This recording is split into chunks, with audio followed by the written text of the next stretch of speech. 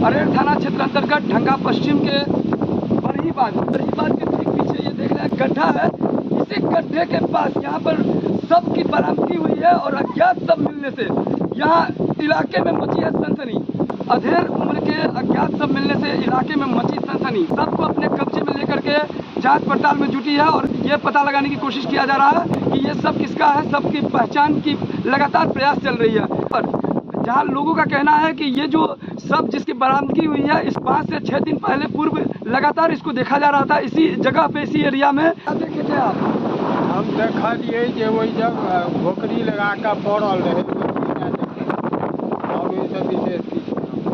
कब देखे थे आप? लगभग यह बेर में 11-12 बजे। तो आप लोग बात करने का कोशिश किए कि कौन है?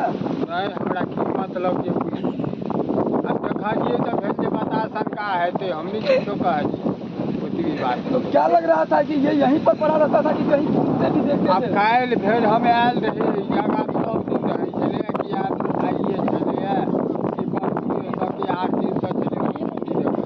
काल हम पानी पियल अयलूँ जे देखलिए आ पानी पी कर हम चल जाए। तू भी पानी पी रहा था क्या?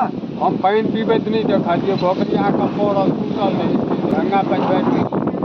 ये तो जांच का विषय है। कहीं ना कहीं इनको मार के फेंक दिया गया था या ये नेचुरल डेथ है, किस प्रकार का कुछ कहा नहीं जा सकता है।